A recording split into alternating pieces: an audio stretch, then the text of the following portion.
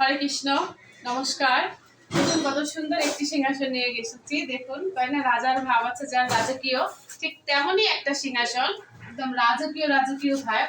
কোন কোন জায়গা থেকে শুরু করব যে এটা রাজকীয় ভাবটা? আপনার ভেতরটা দেখুন যে কত সুন্দর হয়েছে মন্দিরটা।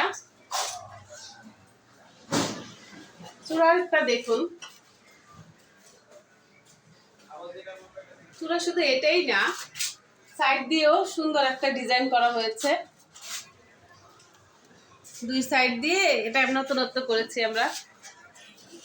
তারপরে হচ্ছে যে ভোগের ট্রে, দুই সাইডে দুইটা ড্রয়ার, আর এখানে হচ্ছে পাল্লা। পাল্লার নিচেও আমরা একটা ডিজাইন দিয়েছি।